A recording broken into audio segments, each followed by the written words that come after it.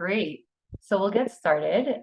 Good evening, everyone, and welcome to our expert panel on careers in data science and analytics for international students.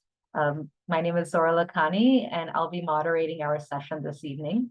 Tonight, we are joined by recent graduates and international students from institutions all across Canada and internationally from outside of Canada. So we welcome you all. So first, I have some quick housekeeping items to go over with you. These are just all of the administrative and logistical topics that have to be covered to make sure everything goes smoothly this evening. Fingers crossed.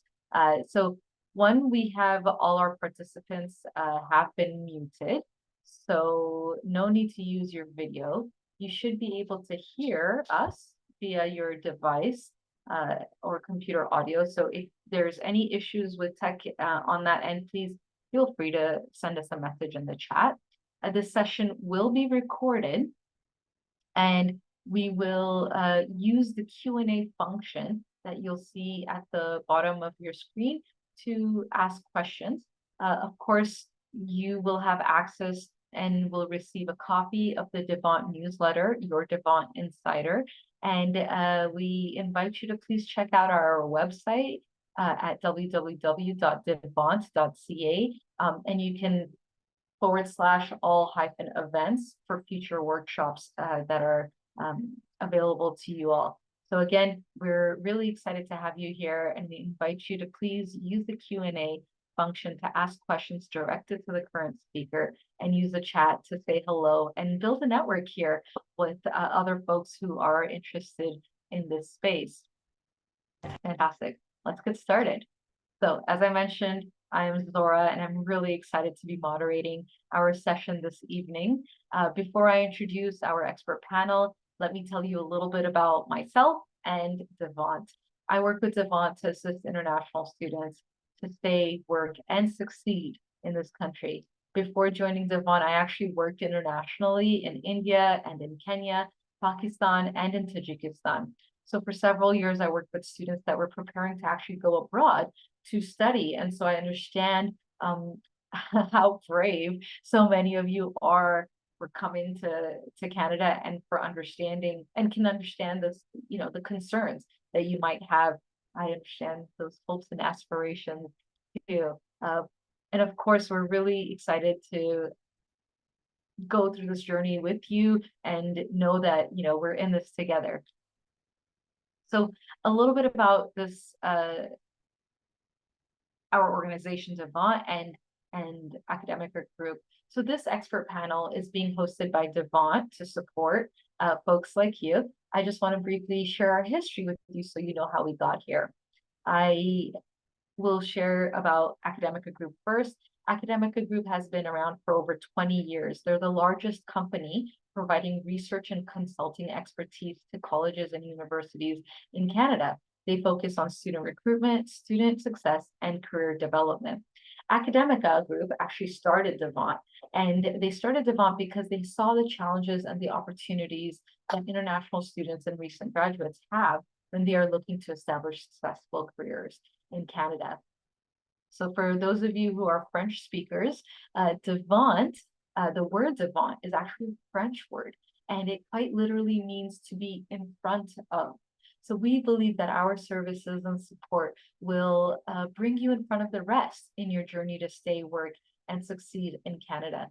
As international students and newcomers, we have seen the commitment, resilience, and adaptability you hold within you to be out in front of any challenges and circumstances you may experience when finding employment, especially during uncertain times, which we've experienced.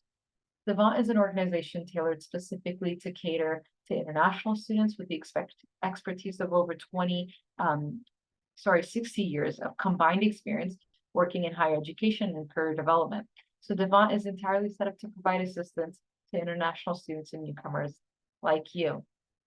And, one of the things that I feel really excited about with Devant is that we get to build this network with all of you and bring expert panels to this space to allow you to have a conversation with them. And so I want to introduce you to our panelists this evening.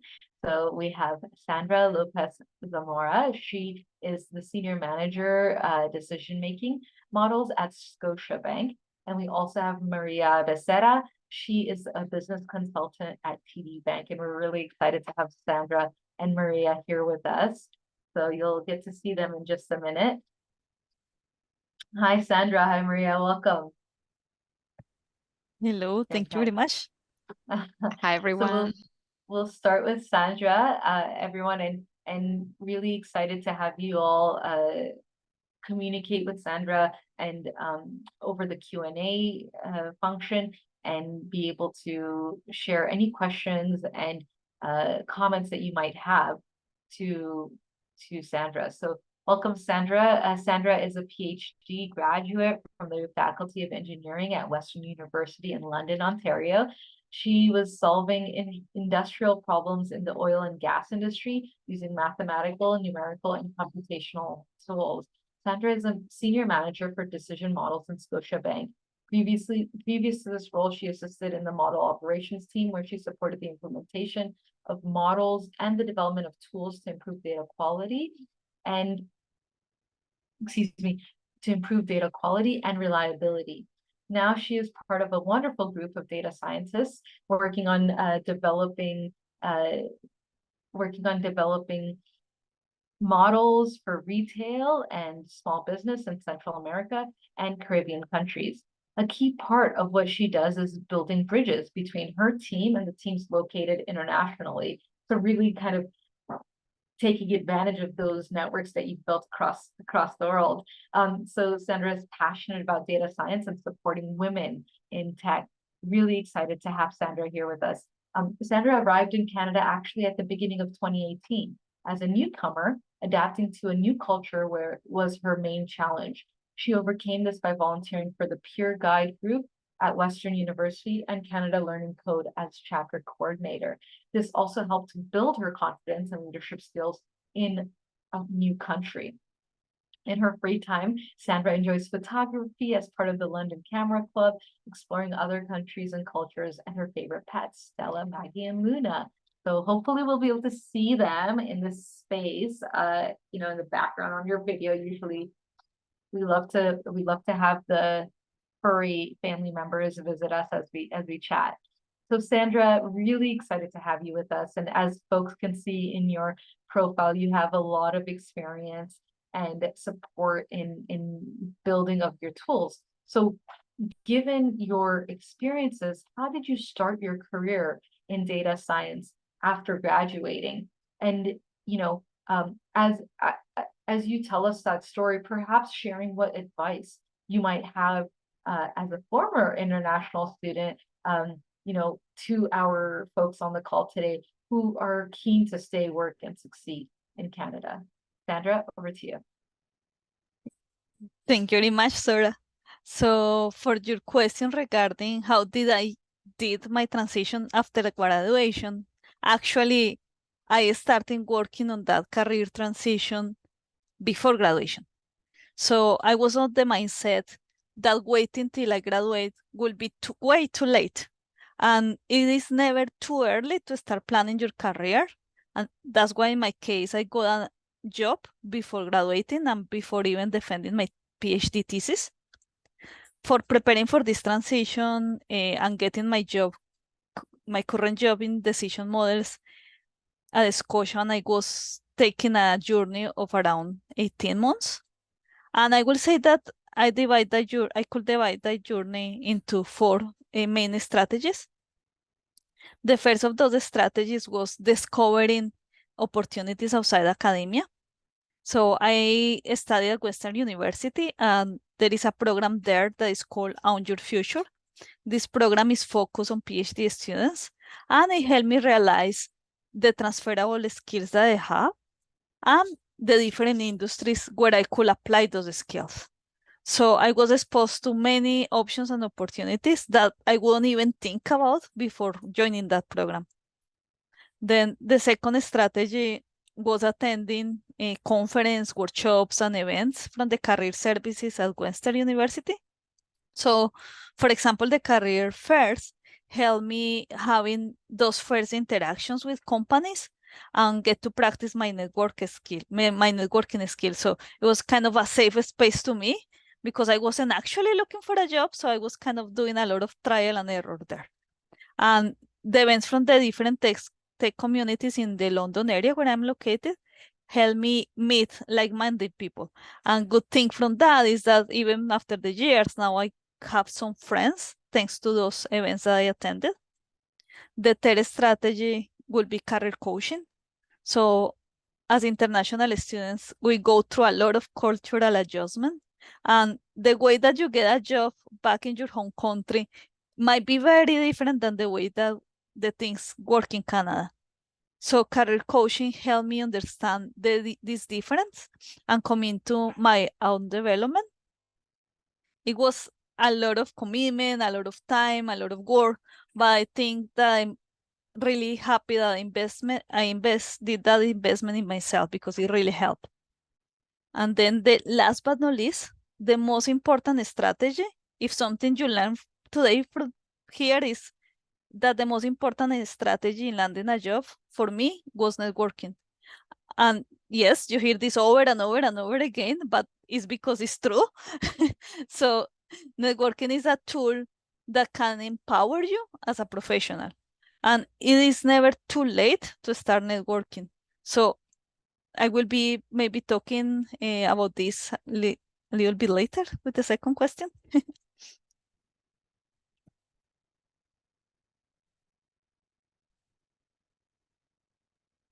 Sorry, I'm like fervently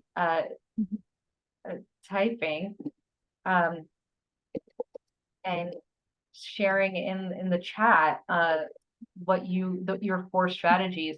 And so Sandra, when talking about these strategies, I recognize that these are some of the part of this is like some of the advice that you would provide to folks in the space who are also looking. And so what for you like guided you perhaps to go into the data science space? So like starting your career in data science after graduating, like these 4 strategies are your main strategies, and perhaps kind of connecting how that would fit in with international students. If you were to kind of talk about what's that first step that actually led you into data science. Yeah. Okay, so basically, I will think that piece of advice that get me into data science was understanding those skills that I was able to transfer, and that what I really love about what I was doing was that part of computer programming, mathematical modeling, and statistics. In terms of advice for international students, I think I will give 2 pieces of advice. And the first one, if you wanna move into data science, is to have a portfolio. So specifically for this area, having a web portfolio and working on personal projects is very important. Sometimes, as it was my case, your research has confidentiality, so you cannot talk too much about it. That's where developing your own portfolio and being able to showcase those skills is helpful. So for example, what I was doing is I added a personal project. That personal project was that I basically took my banking transactions from before the pandemic and during the pandemic, and I did a comparison of how did they vary from before to after. Then I included also information about the Microsoft Canada competitions that I took part of as part of a team. And finally, I got the opportunity to work in some consulting projects for the smaller companies and municipalities in the London area. So I was able to share that in my web portfolio. And the second piece of advice, as I mentioned already, networking. So when we arrive in Canada, many of us are alone and we don't know anybody. So it's very important to start building our networks. So let's think about this. Back in our home country, there is people that we know and they know how we did at school or how we did at a previous job. So they will be really pleased to refer us, to give us a job recommendation, to let us know what kind of jobs are out there. And you want to build something like that here. The good news is that that's possible. That's completely possible. And is networking the thing that allows you to get to know people and to get the people to know you? You can also learn a lot from them. So take advantage of this. And for networking, I will say there are 8 points that I share with people. One is that there are those career fairs and networking events in your city that help you practice for these interactions. So go and attend them. The second one is there are volunteer opportunities, and those help you build your leadership skills or improve them. So get involved with your community. Three, participate in competitions and other group events to demonstrate your ability to work as part of a team. And you can even win prizes. So if you are in a master or a PhD thesis, sometimes that's a very lonely process. You need to show that you can work as a part of a team. Four, look for mentoring programs. In those mentoring programs, you can learn from other professionals who are successful in your area of interest. So search out for those mentorship opportunities. Then five, look for people in LinkedIn, and those people could be, for example, people back from your home country, alumni from your home university or your university here in Canada. Connect with them, and you can even connect with me if you want. Just don't forget to add a personal note there saying where we meet each other. Six, take advantage of the connections that you already have. So don't be scared to ask them for introductions to those people that you already know. Seven, remember that the relationships are built over time. So one networking meeting is not enough. And always be thankful for the time that the people is spending with you. And eight, remember that when you get that job that you are dreaming of, remember that you were once on the other on the other person's shoes. So make it easier for the ones that are next following your steps and pay it forward. Networking, of course, takes time, but I can assure you that it's completely worth it.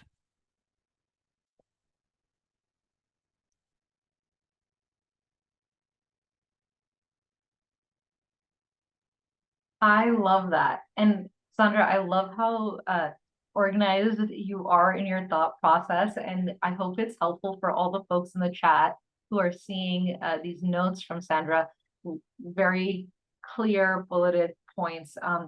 Thank you, Sandra. That's so helpful. I think one of the things that really stands out to me is that in all aspects of what you described, networking was a huge piece.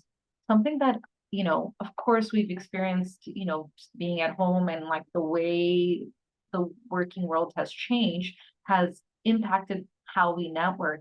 And one of the things that stood out to me is,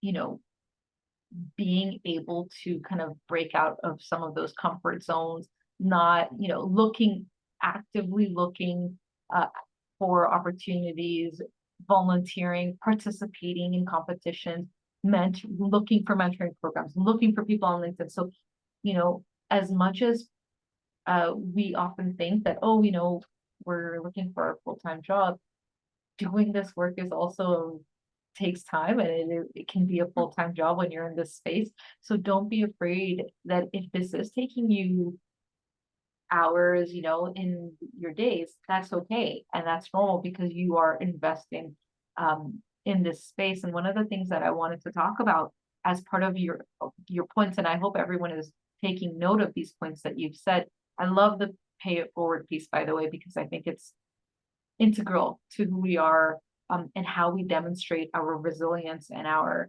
adaptability and our camaraderie, especially as newcomers in this space, to pay it forward. But one of the things that really stood out to me is that it can be really discouraging when we're continuously applying for jobs, maybe not hearing back, interviewing.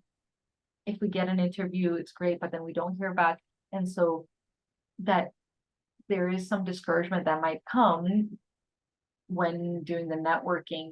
And so I think I'll come back to you, Sandra. I'll give you some time to think about that. We'll move to Maria, but kind of thinking about what are some key points. I'm just adding this as a thought. What are some key points you would share about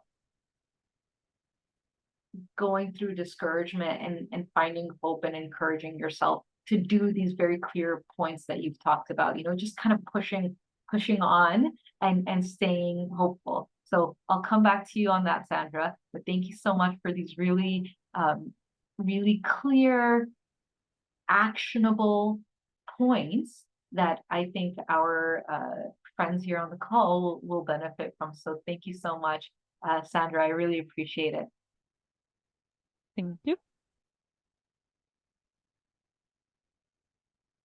Fantastic. And folks, if you have any questions for Sandra, I invite you to please put into the Q&A, and we'll be able to hopefully get through all of your questions and either live or in the Q&A. Thank you all. All right. So we'll have Maria, our second expert panel. Hi, Maria. Hi, Zora. Nice to see you again. Great to see you again. And we're so lucky. We actually get a great opportunity to actually work with Sandra in the past and work with Maria in the past. So really happy to have both of you here with us today and sharing your experiences and understanding with the folks on our call. Maria, welcome. Maria is a former international student from Colombia. Maria is a graduate of industrial engineering and data analyst. And so from Columbia and Mohawk, and I wanted to also add that you've done your industrial engineering, you're a certified business analysis professional, CPAB, and data science fellow. Currently a business consultant at TD Bank and has been the IIBA regional director for the LATAM. So I'm using a lot of acronyms, and I know Maria is going to help us make sense of the alphabet soup of these acronyms. So IIBA, I remember us talking about this in the past, but I'm not remembering. Yeah, it's the International Institute of Business Analysis. So basically the organization that kind of provides the framework on how to do better business analysis. Great. And I'm sure folks might be interested in seeing how they can also maybe get involved in these spaces. Yeah. And of course, you've done a lot of great volunteering work with women tech makers, and through fulfilling your passion for making a positive impact in the community. So Maria, it's such a pleasure to have you back with us, and really excited to speak to you. And hearing from Sandra, I think in the back of your mind, I also will ask you the same question on talking about going through discouraging experiences and finding hope. But to start us off, Maria, maybe and maybe it'll be part of your journey story too, but maybe you can describe to us your journey as an international student and the steps you took to work in data science, and perhaps like looking back on this journey, what advice would you wish you had as an international student to be ready for the world of work? Because that's something that I think that advice changes as we start the journey and where we end up. So Maria, I would be really excited to hear from you on that. Just a reminder, folks, please type in your questions for Maria in the Q&A function at the bottom of the screen. And I hope you all don't mind. I stop my sharing of the screen so that you can see Maria, and see and kind of feel like you're interacting through the Q&A and chat. So Maria, thank you so much for being with us, and we're really excited to hear from you. Oh, it's my pleasure to be here and happy to provide more insights. Next year, I'm gonna choose to go first because Sandra gave away all the tips. Sandra, thank you so much for those amazing insights. And to answer your question, Zora, I wish I had been in one of these sessions when I was an international student. It would have helped me so much. But just to share a little bit more about me, yes, I'm an international student. I'm originally from Colombia and moved here to Canada about 4 years ago. I came to study business analysis at Mohawk College. And during that first year, I focused so much on getting the best grades, getting the best outcome from an intellectual perspective per se. So I didn't start making time to connect with other people just as Sandra did. And that's a huge mistake on my side. Um, as she mentioned, networking with people is an important piece. And I found out during the pandemic that one of the easiest way for you to start networking is through LinkedIn. When I came here to Canada, I had my LinkedIn profile, but I didn't have enough connections. It was outdated. And soon I realized that it was a huge platform, one where you can be safe to reach out to others. And I have found that people here, at least in Canada, are super friendly. They make the time to connect with you. So as Sandra mentioned, make sure that you are taking advantage of that time and that you are thankful for the time and insights that they're sharing with you. So yes, during my time at Mohawk College, I focused solely on school studies. And then when it was graduation time, I didn't have a job. The pandemic had just started, so it was chaos.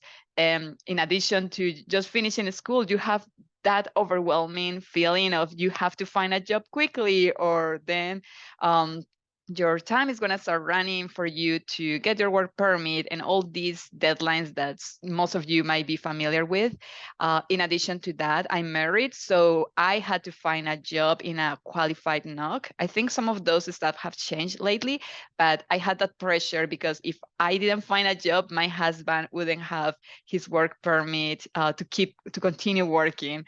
So it was, yes, a little bit challenging. And I then reached out to a friend. I told her what I was going through, and she told me, "Have you used your career services?"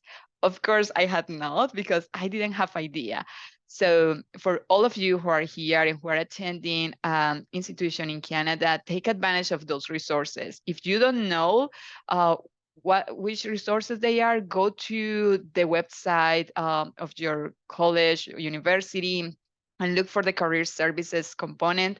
There must be an appointment section or somewhere where you can actually go and schedule a call or an in-person visit, where they will help you to look at your resume, help you prepare for interviews, and have another pair of eyes looking at what you have done. Because in my case, and I'm giving away all the mistakes that I did, but it's for you to learn from me. I was using the same resume I was using in my country. So it was a huge mistake. I had like 3 pages full of a lot of tasks. It wasn't even accomplishment, which is what you should be putting in your resume. So it was a mess. And I was expecting that with that resume, I could get hired. So yeah, big mistakes right there. But yes, after going to the career services, they gave me some guidance.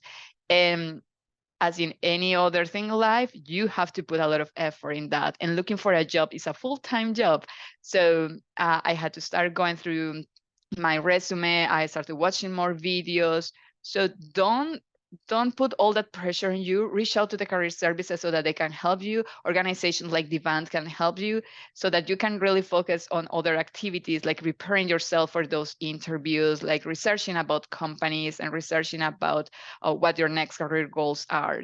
And to continue with the question that you told me, Zora, I think that once I understood like a little bit more about how the Canadian market work, I started tailoring my resume.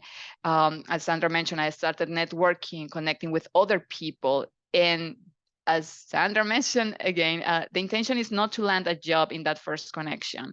The intention is to learn from others, to connect with other people, learn from their insights, from their experiences. And another thing that I had in mind is I created a roadmap about how I wanted my career to look like. Sometimes in our first job, we feel that because we are newcomers here in Canada, that our past experience is not valued here, and that's another huge mistake. So if you have experience from your country, from your original country, make sure that you highlight that in your resume. Don't be shy to put it there just because you don't have the famous called Canadian experience. If you want to feel more comfortable and want to gain more Canadian experience, start volunteering. that's a great way for you to start building and continue building your portfolio, start networking with others and getting exposure to the market. And volunteering is very well seen here from employers. So make sure to add that to your resume. And organizations like the International Institute of Business Analysis, IIBA, they're always looking for volunteers. So look for them online. There's usually a chapter in your city, but if you don't see there, nowadays you can volunteer even if you're in Canada to other chapters around the world. So that's a great way for you to volunteer. Another website that I would recommend is catchafire.org, which is a website where you can find projects based on your interests. So if you are more focused into data visualization, you can find projects there. If you want to build AI models, you can find some projects right there. Depending on your interest, you can tailor those projects. Another good tip that I want to recommend, and that was part of my journey as an international student, is to never stop upskilling. Because yes, I had finished my postgraduate certificate, I had already landed a job, but technology is changing very fast. All the different trends are quickly updating, and you need to keep up with that pace. So I joined another program called Data Science for All. It's a 16-week program. It's completely free and is provided by an organization called Correlation One. In that program, I kept learning more about data science, the foundations of it, and started learning more about artificial intelligence. It was a great opportunity for me to keep growing in that field. And thanks to that program, I got interested into the AI field and then started taking a course at University of Toronto in machine learning. That in that year, I realized that that was a big passion that I had. I wanted to keep digging more into the AI field. And last year, I started my Master of Management in AI. And I'm officially done, by the way. So I just finished my master and I'm very happy with the outcome. So it's been a long journey getting to understand the Canadian market, trying to understand how things work here and how different they are from our own countries. But something that I want to highlight and that has helped me a lot during this journey is to rely in my community. And if you don't find a community where you feel comfortable, start building your own community. During the pandemic, I didn't know a lot of people. I didn't know where to reach out to other people where I could feel good talking or getting support from. So I started reaching out to friends. Suddenly we were about 10 friends meeting every 2 weeks, having just conversations via Zoom, talking about our journeys as international students and just talking about everything and anything. So you can do something similar, maybe reach out to other people who are in the journey to become data scientists, people who are interested in building a portfolio, and maybe together you can keep each other accountable and keep showing your progress as you keep building your projects and your portfolio. That will help you in that journey, because sometimes as international students, the journey can feel lonely, even if you're with your spouse, with your kids, or with friends. Usually we come from very big families, or we had already our big network in our countries, and we come here knowing no one. And sometimes, yes, it feels challenging, but you have to remember what is your big goal, what is your vision, and what is that vision from your roadmap, where you want to be. And then all what you're doing currently is going to be an investment. Once you get to that goal, you realize that everything that you're doing is worth. So keep in mind what is your big goal and where you want to be. And I think that was a lot for all of this, but happy to answer any other questions. Thank you, Maria. One of the things that I found really jarring for me is I actually really appreciated you talking about what you recognized for yourself as maybe mistakes, but really they were huge learnings Yes. for you and for us. I think that it's sometimes we experience these things, but then don't have someone to talk to about them.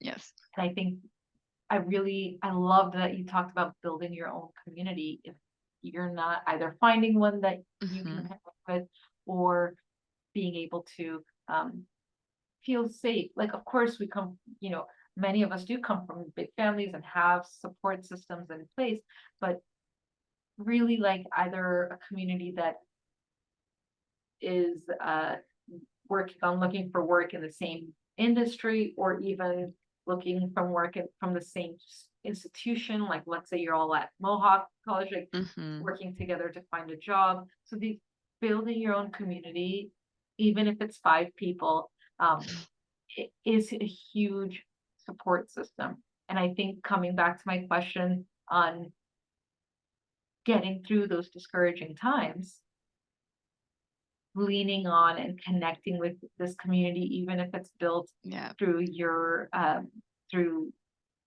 experiences together, I think that's what really, I think, binds folks together, to be able to get through some of those very challenging and difficult times.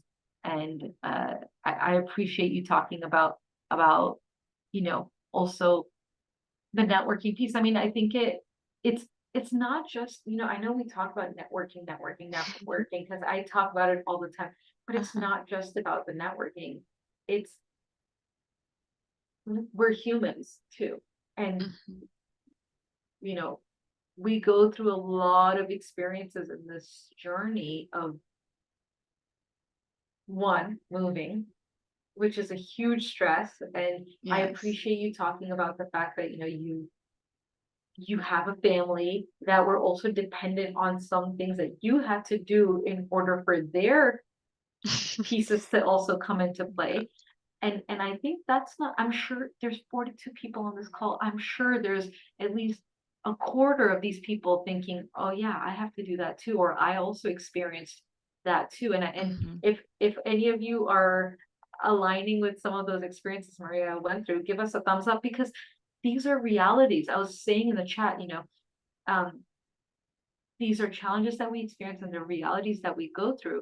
So not just solely focusing on academics, which is what perhaps when we come into these spaces we have to focus on, but recognizing that, okay, we also have to include space and time for that networking, in terms of building the community to support us, in terms of recognizing we can work together to do some research on the industry. We can work on our LinkedIn profiles and develop them to make them stronger. So these are some things that I really feel stood out to me, because it also touches on the fact that, all of these people, most of us have heard these things before.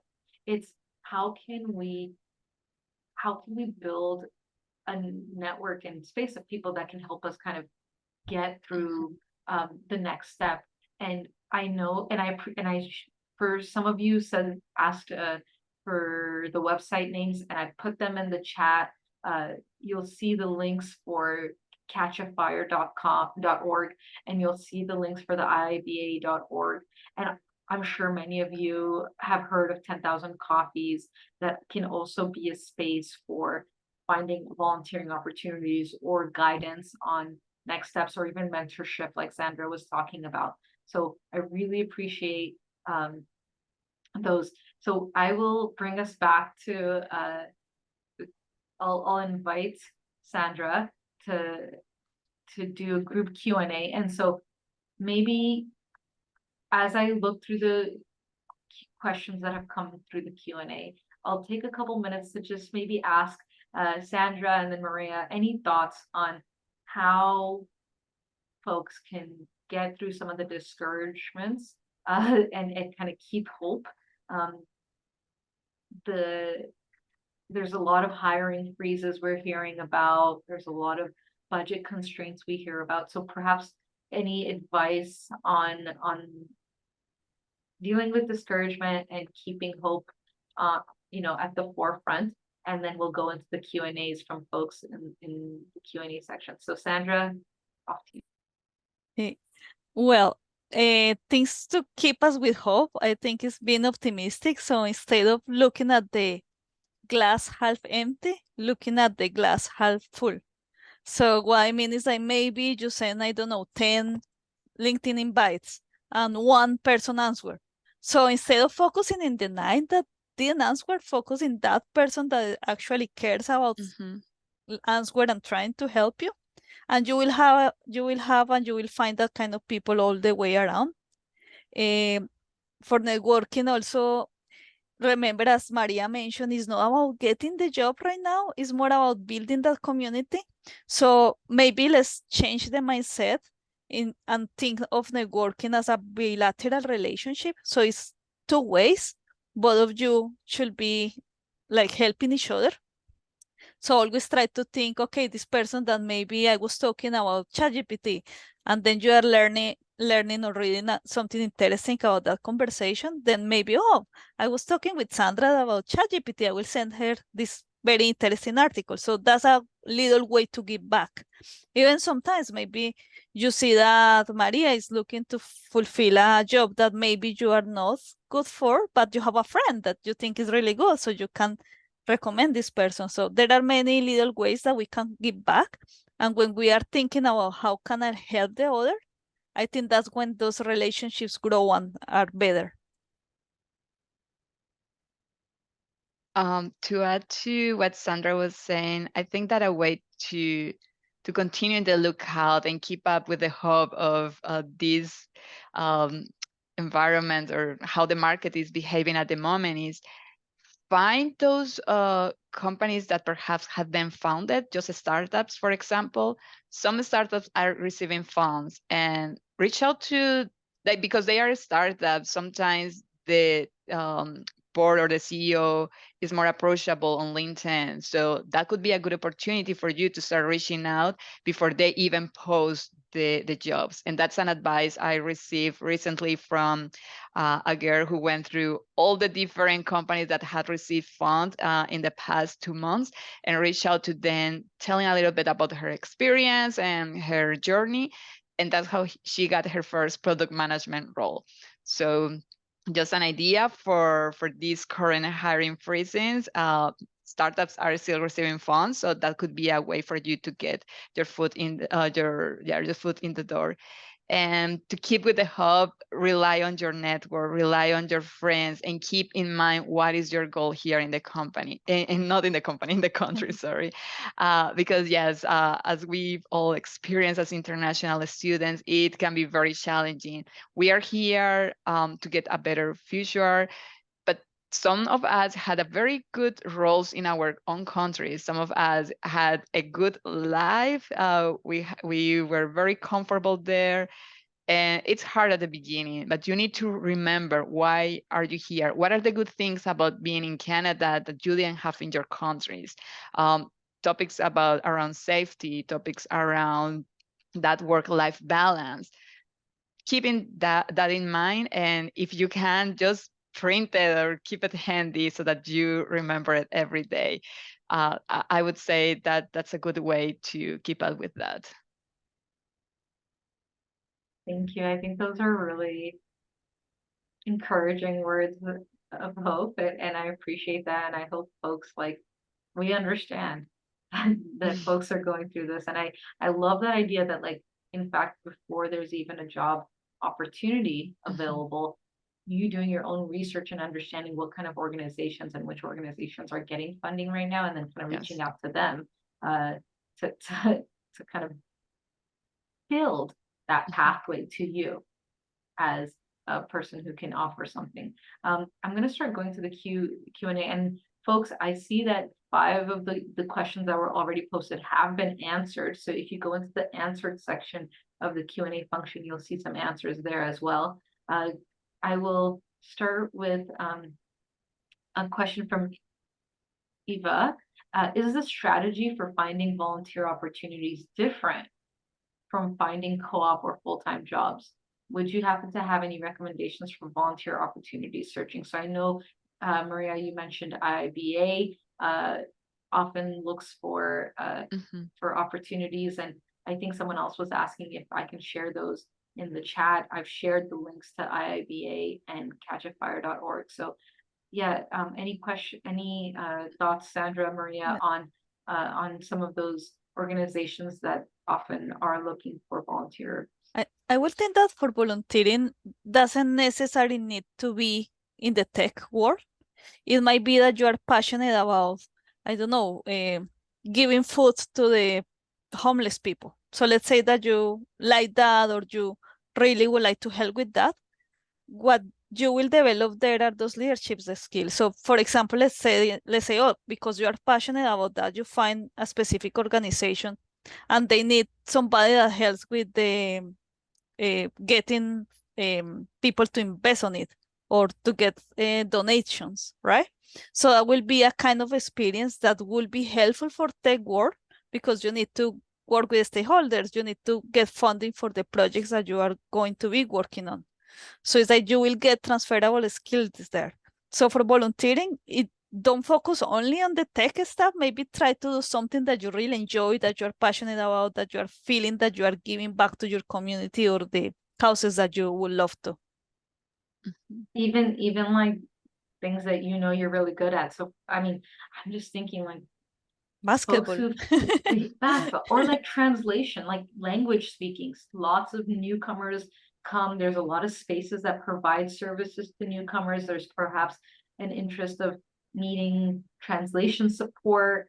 You know, especially international students who have come here, their English language skills are really like oftentimes better than many Canadians. So that said, you know, you also have like look at your strengths and see them as an advantage and perhaps be able to even provide, you know, services to Canadian organizations that are looking for support. And I know a lot of, you know, even if you turn on the news, you'll see a lot of conversation around where organizations are working with newcomers and how that, you know, perhaps you can lend some of your skills. Yep. Another tip that I have is if you're really passionate about tech, you will be thinking about tech anywhere you go. So even if you join an organization like, let's say, a food bank, you can start volunteering there and maybe look around what processes look so manual, or talk to the people who are working there, ask them what are their pain points, what are their challenges, and start suggesting or building your use case on how you could help them. Many organizations have very, let's say, very manual processes.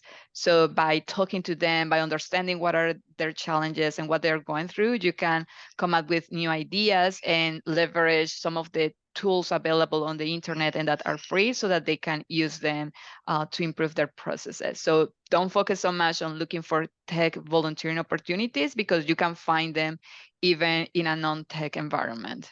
So like how you use your passion for tech, perhaps Yes. in any space you're in. Yeah. Fantastic. I love that, because then you could be anywhere. Yes, exactly. That's the beauty. Absolutely. Transferable That is skills. the beauty. That is the beauty of transferable skills. Thank you. Tanya, Tanya Rukas is a participant. I want to just make sure have all your questions been answered. I think that they have, but if they have not, please can you just type them again. I think one of them was about the CPAB, and if either of you have gotten it and when you got that. But otherwise, I think all the questions have been answered from Tanya. I got my certificate of business analysis back in 2020, right before the pandemic, or 2021. I can't remember now. But yes, I studied a lot for it, and I just took it because I saw it as a challenge, just to kind of refresh my knowledge, but also to get my certification ready. I thought it would give me also some leverage if other people with similar skills were applying to the same business analyst role. It's not a guarantee that you will get a job just because you have a certification. But from my experience, I feel that it gives you some leverage if your skills and previous experience are very similar and you just have two candidates at the end.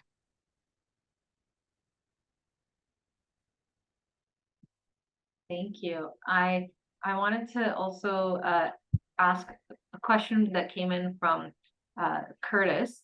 Do you have any idea on how to get real life data sources to create a portfolio? So I know, I think it was Sandra, you were talking about using your finances prior to COVID and after, but maybe so that's one idea, Curtis.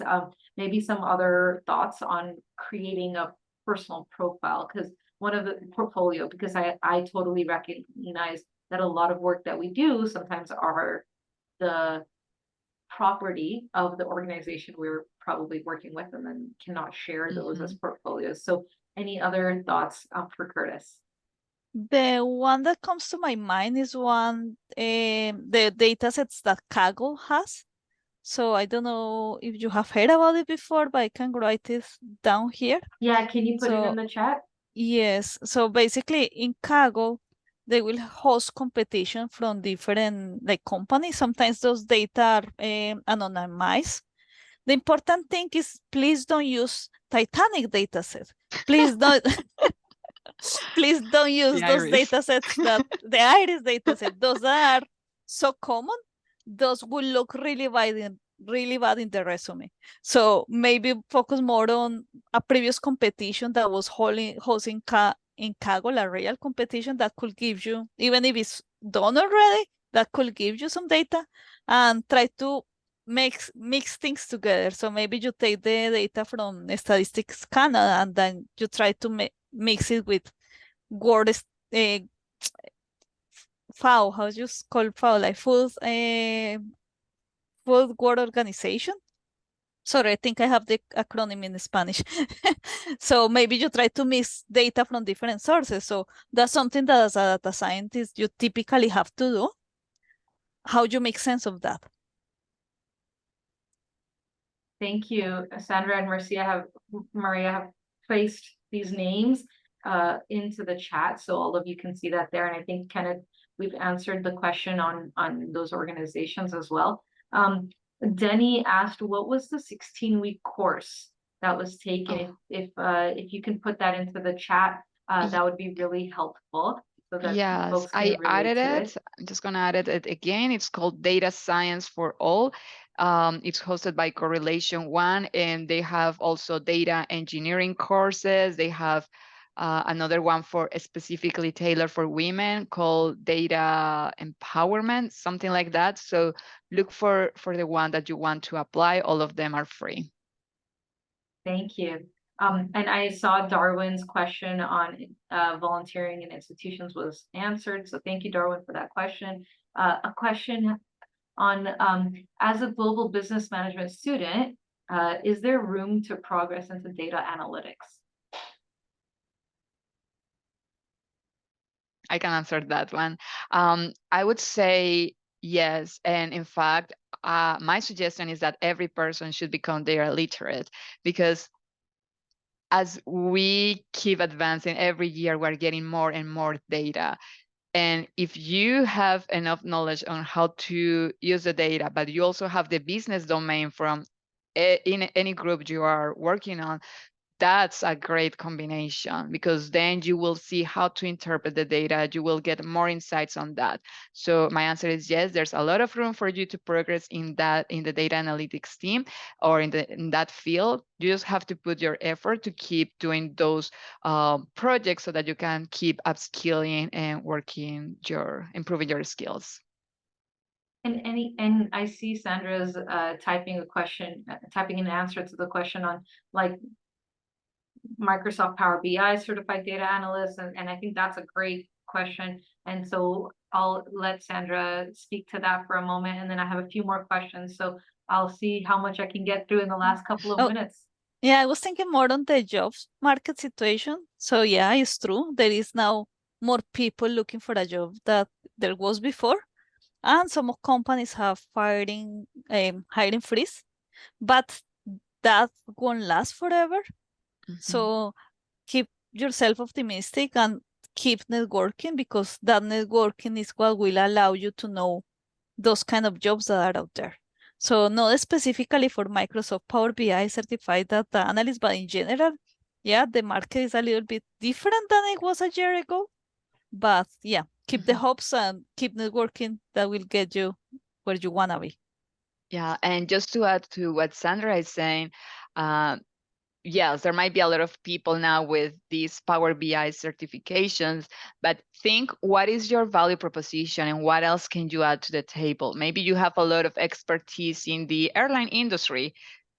That will be your differentiator. Maybe you are good with communication skills and you're very good at engaging with the stakeholders to understand the data requirements.